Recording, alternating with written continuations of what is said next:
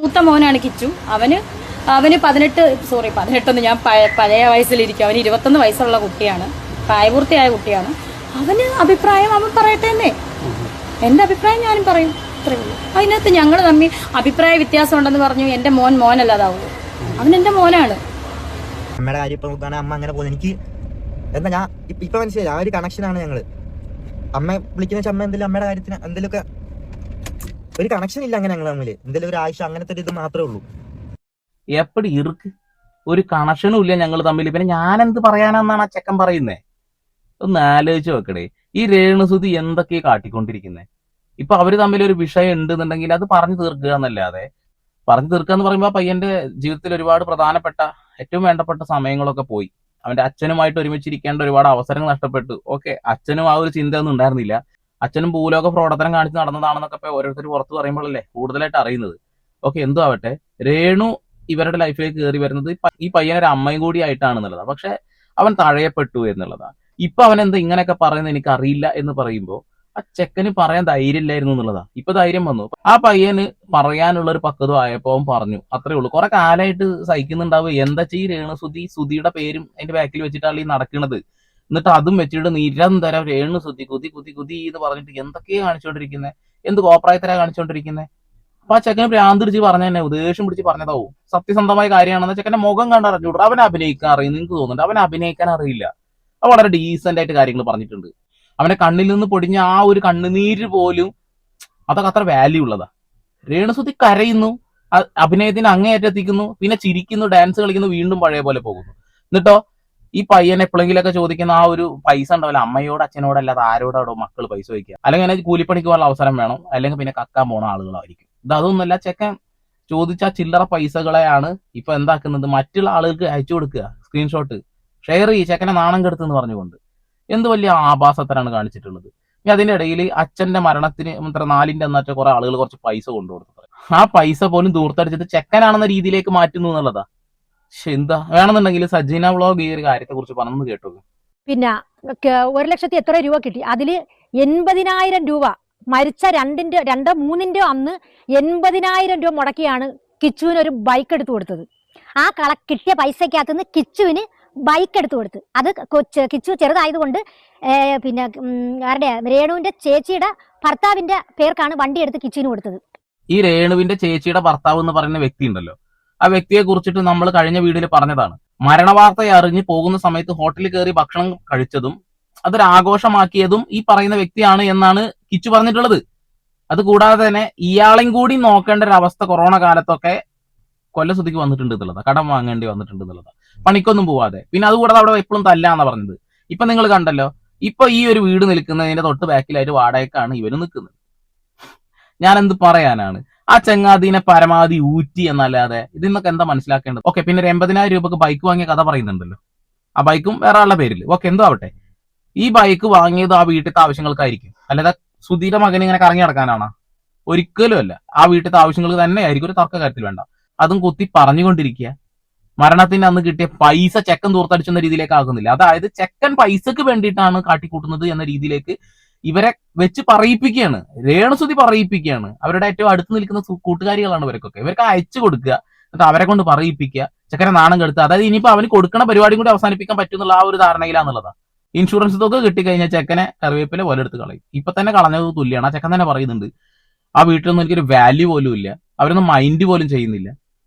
അതിന്റെ ഇടയിൽ ദിയാസനെയൊക്കെ സപ്പോർട്ട് ചെയ്തിട്ട് ഇവനൊക്കെ തന്നെ അല്ലെങ്കിൽ നോക്കുന്ന രീതിയിലൊക്കെ ഓരോരുത്തർ വന്ന് പറയുന്നു. ആ ചെക്കനെയും കൂടി കൺവിൻസ് ചെയ്യിച്ചിട്ടാണ് രേണുസുതി അവരുടെ ലൈഫിലേക്ക് കയറി വന്നിട്ടുള്ളത്. അത് ഞാൻ അവരുടെ പഴയ ഇന്റർവ്യൂ കുത്തിപ്പൊക്കിയിട്ടുണ്ട്, അതൊക്കെ നമുക്ക് കേൾക്കാം. ഇനി കിച്ചുവിന് രേണുസുതിയുടെ ഡാൻസിനെ കുറിച്ചിട്ട് പറയാനുള്ളത് കൂടി കേൾക്കണം നിങ്ങൾ. അമ്മയുടെ ഈ അടുത്തിറങ്ങിയ വീഡിയോസിൽ ഏറ്റവും ഇഷ്ടപ്പെട്ട വീഡിയോ ഏതാ? അയ്യോ, അങ്ങനൊന്നും ചോദിക്കല്ലേ. അങ്ങനെ കാണാറൊന്നുമില്ല. ഇടയ്ക്ക് ഇങ്ങനെ വരുമ്പം ജസ്റ്റ് സ്ക്രോൾ ചെയ്ത് വിടുകയാണ്.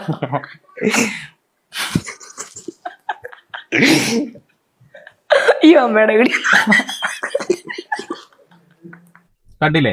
ചെക്കനതൊക്കെ കണ്ട് ചിരി എന്നിട്ട് ഭ്രാന്തിടിച്ചിരിക്കുക. നമ്മളെ പോലെ തന്നെ ചെക്കനും ദേഷ്യം പിടിച്ചിരിക്കുക. ഇത് ടൈം നോക്കണം, കുറച്ചുകൂടി മുൻപെടുത്ത വീഡിയോ ആണ്. ആ വീഡിയോയിലാണ് ആ ചെക്കൻ ഇതൊക്കെ കാണുമ്പോൾ ഭ്രാന്താണ്. പിന്നെ രേണുസുതി മോനെ വേണമെങ്കിൽ അത് കേട്ടോ. കിച്ചു അമ്മയാടാ, എവിടാ പന്ന? ആണോ? എടാ എനിക്കൊരു കാര്യം ചോദിക്കാനായിരുന്നു. എടാ എനിക്കൊരു വെബ് സീരീസ് കിട്ടി, അതിനകത്ത് കുറച്ച് നല്ല അടിപൊളി മോഡേൺ ഡ്രസ്സൊക്കെ ഇടുന്നു, കുഴപ്പമുണ്ടോ നിനക്ക്? ആ ഓക്കേടാ, എനിക്കറിയാം നീ ഇതേ പറയത്തോളെന്ന് അറിയാം. ഓക്കേടാ ശരി, വീട്ടിലോട്ട് വാട്ടോ.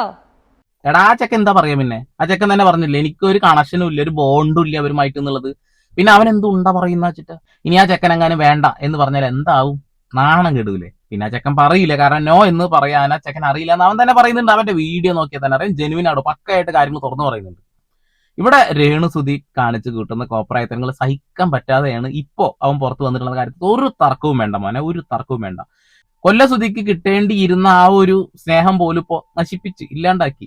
ഇനി ഇതാ വരും ദിവസങ്ങളിൽ മറ്റുള്ള യൂട്യൂബേഴ്സൊക്കെ ആദ്യ കല്യാണത്തിനെ കുറിച്ചിട്ടുള്ള കാര്യങ്ങൾ കുത്തിപ്പോക്കും, ഉറപ്പായിട്ടും കുത്തിപ്പോക്കും. അതിൽ പല കാര്യങ്ങളും ഇപ്പോൾ സായി തന്നെ ഹിന്റ് തന്നു കഴിഞ്ഞു.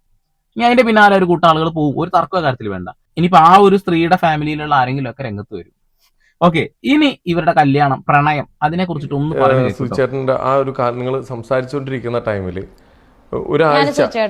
ഒരാഴ്ച കാലഘട്ടം, ഒരാഴ്ചയോളം ഞങ്ങൾ ഒരുമിച്ചുണ്ടായിട്ടുണ്ട്. ഞാൻ സുചേട്ടനായിട്ട് ഒരു വർക്കുമായി ബന്ധപ്പെട്ട് ഒരുമിച്ചുണ്ടായിട്ടുണ്ട്.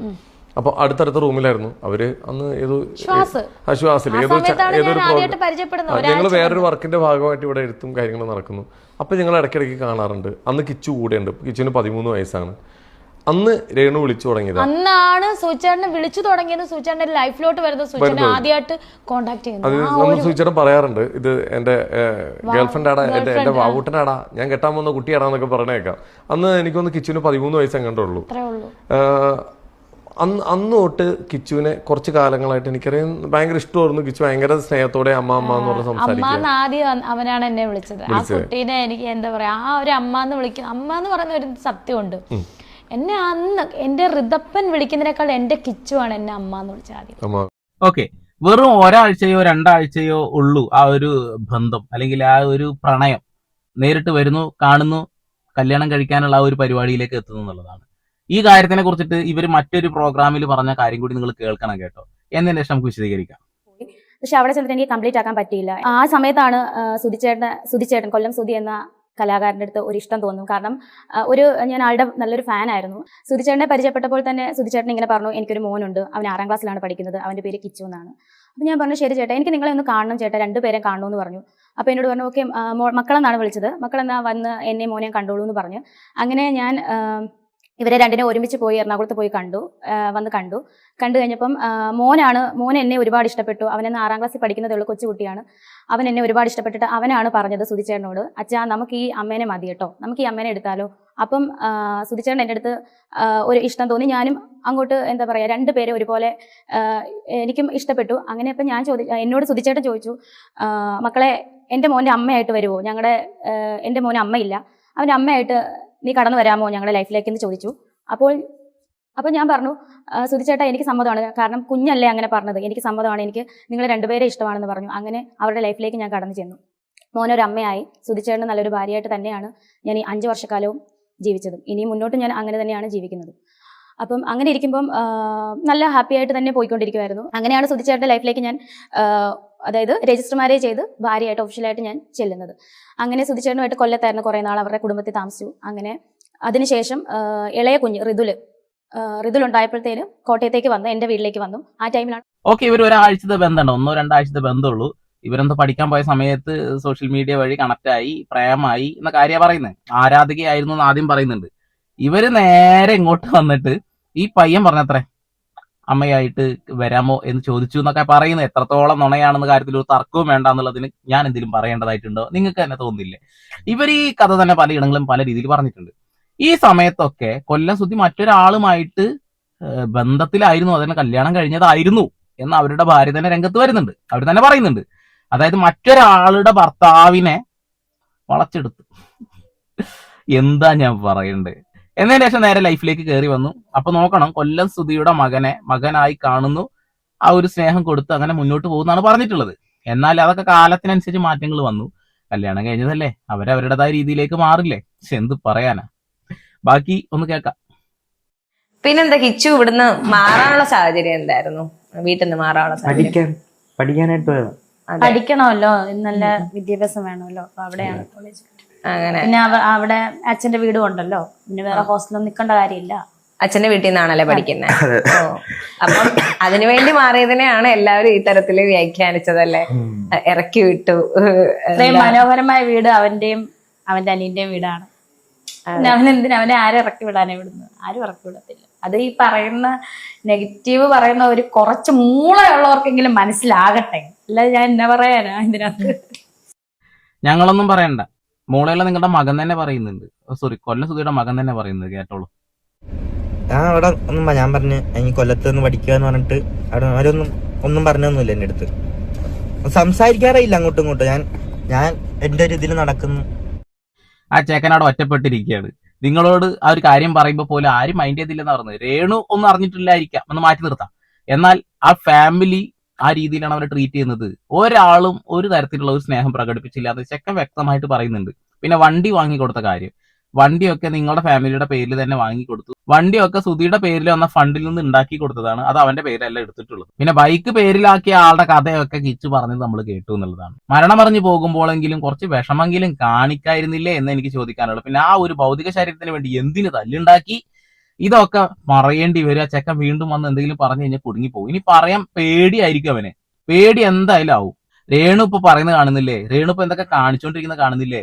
ഓരോ സ്ക്രീൻഷോട്ടുകളും ഇങ്ങനെ എടുത്തു കൊടുത്തോണ്ടിരിക്കുകയാണ്. ഓരോരുത്തർക്ക് കൊടുക്കുക, അവരെടുത്ത് റിയാക്ട് ചെയ്യുന്ന പൈസ കൊടുത്ത കഥയെ പറഞ്ഞത്. പിന്നെ അമ്മമാരോടും അച്ഛന്മാരോടും അല്ലാതെ ആരോടും മക്കള് പൈസ ചോദിക്കുക, അത് കൊടുക്കേണ്ട കടമയില്ലേ?